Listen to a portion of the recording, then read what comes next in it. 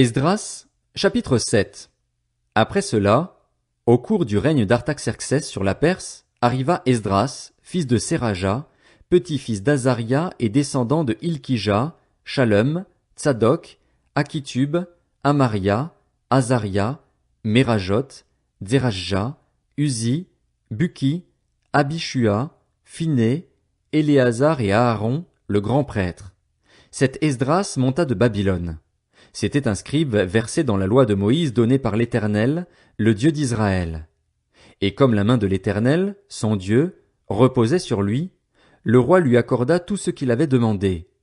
Plusieurs des Israélites, des prêtres et des Lévites, des musiciens, des portiers et des serviteurs du temple, montèrent aussi à Jérusalem la 7e année du roi Artaxerxès. Esdras arriva à Jérusalem le 5e mois de la 7e année de règne d'Artaxerxès. Parti de Babylone le 1er jour du 1er mois, il arriva à Jérusalem le 1er jour du 5e mois, car la bonne main de son Dieu reposait sur lui. En effet, Esdras avait appliqué son cœur à étudier et mettre en pratique la loi de l'Éternel, et à enseigner ses prescriptions et règles en Israël. Voici la copie de la lettre donnée par le roi Artaxerxès à Esdras, le prêtre et scribe expert dans le domaine des commandements et prescriptions de l'Éternel relatifs à Israël. Artaxerxès, roi des rois, à Esdras, prêtre et scribe de la loi du Dieu du ciel, etc. J'ai donné l'ordre de laisser partir tous les membres du peuple d'Israël, ces prêtres et lévites qui se trouvent dans mon royaume et qui sont volontaires pour t'accompagner à Jérusalem. En effet, le roi et ses 7 conseillers t'envoient pour inspecter Juda et Jérusalem d'après la loi de ton Dieu, qui est entre tes mains, et pour y apporter l'argent et l'or que le roi et ses conseillers ont volontairement offert au Dieu d'Israël qui a sa demeure à Jérusalem, ainsi que tout l'argent et l'or que tu trouveras dans toute la province de Babylone, avec les dons volontaires faits par le peuple et les prêtres pour la maison de leur Dieu à Jérusalem. Par conséquent, tu veilleras à acheter avec cet argent des taureaux, des béliers et des agneaux, ainsi que les éléments nécessaires pour les offrandes végétales et les offrandes liquides qui les accompagnent, et tu les offriras sur l'autel de la maison de votre Dieu à Jérusalem. Avec le reste de l'argent et de l'or, vous ferez ce que vous jugerez bon de faire, toi et tes frères, en vous conformant à la volonté de votre Dieu. En ce qui concerne les ustensiles qui te sont remis pour le service de la maison de ton Dieu, dépose-les tous devant le Dieu de Jérusalem. Quant aux dépenses qu'il te faudra encore faire pour la maison de ton Dieu, pourvois-y en puisant dans le dépôt des trésors royaux. Moi, le roi Artaxerxès, voici l'ordre que je donne à tous les trésoriers de la région située à l'ouest de l'Euphrate. On respectera scrupuleusement toutes les demandes d'Esdras, prêtre et scribe de la loi du Dieu du ciel, jusqu'à concurrence de 3 tonnes d'argent, 22 000 litres de blé, 2200 litres de vin et 2200 litres d'huile. Quant au sel, il sera livré à volonté. Qu'on mette du zèle à respecter tous les ordres du Dieu du ciel concernant son temple, afin que sa colère ne vienne pas frapper le royaume, le roi et ses fils. Nous vous informons qu'il n'est pas permis de prélever aucune taxe, aucun impôt ni aucun droit de passage sur aucun des prêtres, des lévites, des musiciens, des portiers, des serviteurs du temple ou autres assistants de cette maison de Dieu.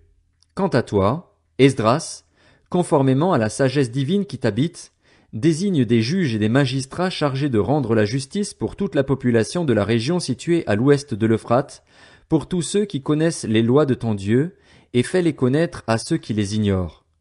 Toute personne qui ne respectera pas fidèlement la loi de ton Dieu et celle du roi devra être condamnée à la mort, à l'exil, à une amende ou à la prison. Béni soit l'Éternel, le Dieu de nos ancêtres, qui a mis dans le cœur du roi un tel intérêt pour la gloire de la maison de l'Éternel à Jérusalem, et qui a manifesté sa bonté en m'attirant la faveur du roi, de ses conseillers et de tous ses puissants princes. Pour ma part, fortifié par le fait que la main de l'Éternel, mon Dieu, reposait sur moi, j'ai rassemblé les chefs d'Israël afin qu'ils montent à Jérusalem avec moi. Esdras, chapitre 8. Voici avec leur généalogie, les chefs de famille qui sont montés de Babylone avec moi sous le règne du roi Artaxerxès. Parmi les descendants de Phiné, Gershom. Parmi les descendants d'Ithamar, Daniel.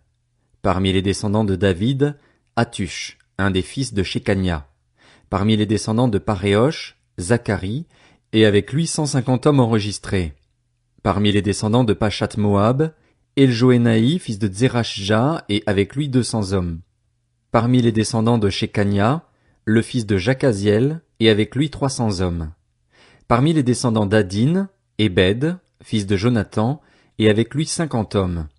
Parmi les descendants d'Élam, Ésaïe, fils d'Athalia, et avec lui 70 hommes. Parmi les descendants de Shéphasia, Zébadia, fils de Michaël, et avec lui 80 hommes. Parmi les descendants de Joab, Abdias, fils de Jéhiel, et avec lui 218 hommes. Parmi les descendants de Shélomis, le fils de Josiphia, et avec lui 160 hommes. Parmi les descendants de Bébaï, Zacharie, fils de Bébaï, et avec lui 28 hommes. Parmi les descendants d'Azgad, Jochanan, fils d'Akatan, et avec lui 110 hommes. Parmi les descendants d'Adonikam, les plus jeunes, dont voici les noms, Éliphélet, Jéhiel et Shemaéja, et avec eux 60 hommes. Parmi les descendants de Bigvaï, Utaï et Zabud, et avec eux 70 hommes. Je les ai rassemblés près du fleuve qui coule vers Ahava, et nous avons campé là durant 3 jours. J'ai passé en revue le peuple et les prêtres, sans y trouver un seul lévite. Alors j'ai fait appeler les chefs Eliezer, Ariel, Shemaéja, Elnathan, Jarib, Elnathan, Nathan, Zacharie et Meshulam, ainsi que les hommes intelligents qu'étaient Jojarib et Elnathan. Je les ai envoyés vers Iddo, le chef de la localité de Casifia, et leur ai indiqué avec précision ce qu'ils devaient dire à Iddo et à ses frères, les serviteurs du temple, qui se trouvaient à Casifia, afin qu'ils nous amènent des assistants pour la maison de notre Dieu. Comme la bonne main de notre Dieu reposait sur nous, ils nous ont envoyé un homme plein de bon sens, qui était un descendant de Machli, lui-même descendant de Lévi, le fils d'Israël, à savoir Chérébia, et avec lui ses fils et ses frères, au nombre de 18. Ils ont envoyé aussi Achabia et avec lui Ésaïe, un descendant de Merari, ses frères et leurs fils, au nombre de 20, ainsi que, parmi les serviteurs du temple que David et les chefs avaient établis au service des Lévites, 220 hommes, tous nommément désignés. Là, près du fleuve d'Ahava, j'ai proclamé un jeûne d'humiliation devant notre Dieu, afin de le prier de nous accorder un heureux voyage, à nous, à nos enfants et à tout ce qui nous appartenait. J'aurais eu honte de demander au roi une escorte et des cavaliers pour nous protéger contre l'ennemi pendant la route, car nous lui avions affirmé, la main de notre Dieu repose sur tous ceux qui le recherchent afin de leur faire du bien, tandis que sa force et sa colère frappent tous ceux qui l'abandonnent. C'est pour cela que nous avons jeûné et recherché notre Dieu, et il a accueilli favorablement notre prière.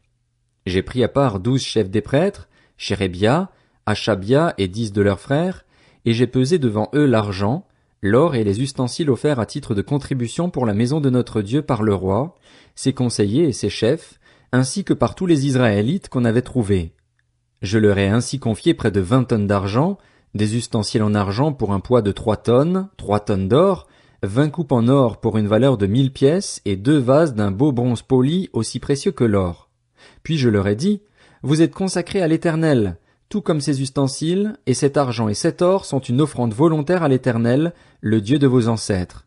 Restez vigilants et attentifs jusqu'à ce que vous puissiez les peser devant les chefs des prêtres, les Lévites et les chefs de famille d'Israël, à Jérusalem, dans les chambres de la maison de l'Éternel. Les prêtres et les Lévites ont accepté de se charger de cette masse d'argent, d'or et d'ustensiles pour l'amener à Jérusalem, dans la maison de notre Dieu. Le 12e jour du 1er mois, nous avons quitté le fleuve d'Ahava pour Jérusalem. La main de notre Dieu reposait sur nous, et elle nous a délivrés de toute attaque et de toute embuscade pendant la route. À notre arrivée à Jérusalem, nous nous sommes reposés pendant 3 jours. Le 4e jour, nous avons pesé dans la maison de notre Dieu l'argent, l'or et les ustensiles, et nous les avons confiés au prêtre Mérémoth, fils d'Uri. Il y avait avec lui Éléazar, fils de Phiné. Avec eux se trouvaient aussi les Lévites Josabad, fils de Josué, et Noadia, fils de Binui. On a vérifié le nombre et le poids de tous les éléments et l'on a mis par écrit, à ce moment-là, le poids de l'ensemble. À leur retour de déportation, les Juifs issus de l'exil ont offert en holocauste au Dieu d'Israël 12 taureaux pour tout Israël, 96 béliers, 77 agneaux, ainsi que 12 boucs comme victimes expiatoires. L'ensemble a constitué un holocauste en l'honneur de l'Éternel. Ils ont transmis les ordres du roi à ses satrapes et aux gouverneurs de la région située à l'ouest de l'Euphrate, et ceux-ci ont apporté leur soutien au peuple et à la maison de Dieu. Esdras, chapitre 9. Cela fait, les chefs se sont approchés de moi en disant, Le peuple d'Israël, les prêtres et les Lévites ne se sont pas séparés des populations installées dans la région. Ils imitent leurs pratiques abominables, oui, celles des Cananéens, des Hittites, des Phéréziens, des Jébusiens, des Ammonites, des Moabites, des Égyptiens et des Amoréens. En effet, ils ont pris certaines de leurs filles comme femmes pour eux et pour leurs fils, ils ont mêlé la sainte lignée aux populations installées dans la région. Les chefs et les magistrats ont été les premiers à commettre cet acte d'infidélité. À cette nouvelle, j'ai déchiré mes vêtements et mon manteau, je me suis arraché les cheveux et la barbe et je me suis assis, accablé. À mes côtés se sont rassemblés tous ceux qui tremblaient devant les paroles prononcées par le Dieu d'Israël contre l'infidélité des exilés. Pour ma part, je suis resté assis, accablé, jusqu'à l'offrande du soir. Puis, au moment de l'offrande du soir, j'ai abandonné mon attitude d'humiliation, tout en gardant mes vêtements et mon manteau déchiré, suis tombé à genoux, ai tendu les mains vers l'Éternel, mon Dieu, et j'ai dit, mon Dieu, je suis dans la confusion. J'ai honte, mon Dieu, de lever le visage vers toi, car nos fautes sont nombreuses au point de nous submerger et notre culpabilité est si grande qu'elle atteint le ciel. Depuis l'époque de nos ancêtres et jusqu'à aujourd'hui, nous avons été grandement coupables, et c'est à cause de nos fautes que nous avons été livrés, nous, nos rois et nos prêtres, à la domination des rois étrangers, à l'épée, à la déportation, au pillage, à une honte pareille à celle qui couvre aujourd'hui notre visage. Pourtant, l'Éternel, notre Dieu, vient de nous faire grâce en nous laissant quelques rescapés et en nous permettant de nous installer dans son saint lieu, en rendant la clarté à notre regard et en nous redonnant un peu de vie au milieu de notre esclavage. Oui, nous sommes des esclaves, mais notre Dieu ne nous a pas abandonnés dans notre esclavage. Il a manifesté sa bonté en nous attirant la faveur des rois de Perse, en nous redonnant la vie afin que nous puissions reconstruire son temple et réparer ses ruines, et en nous fournissant un abri sûr en Juda et à Jérusalem. Et maintenant, notre Dieu, que pouvons-nous dire après cela? En effet, nous avons abandonné tes commandements, ceux que tu nous avais prescrits par l'intermédiaire de tes serviteurs les prophètes. Tu avais dit, le pays dans lequel vous entrez pour en prendre possession est un pays souillé par les impuretés des populations installées dans la région, par les pratiques abominables dont elles l'ont rempli, d'un bout à l'autre, avec leur impureté. Ne donnez donc pas vos filles en mariage à leurs fils, et ne prenez pas leurs filles comme femmes pour vos fils. Ne recherchez jamais leur prospérité ni leur bien-être. Ainsi, vous deviendrez forts, vous mangerez les meilleurs produits du pays et vous le laisserez en héritage perpétuel à vos fils. Après tout ce qui nous est arrivé à cause de nos mauvaises actions et de notre grande culpabilité, et même si toi, notre Dieu, tu ne nous as pas punis avec toute la sévérité que méritaient nos fautes et nous as accordé ces rescapés, allons-nous recommencer à violer tes commandements et à nous allier par mariage avec des peuples capables de pratiques aussi abominables? Ne t'irriterais-tu pas contre nous au point de nous exterminer, sans laisser ni reste ni rescapé? Éternel, Dieu d'Israël, tu es juste, car nous ne sommes plus, aujourd'hui, qu'un reste de rescapés. Nous voici devant toi avec notre culpabilité, alors que nous ne devrions pas pouvoir nous tenir ainsi devant toi.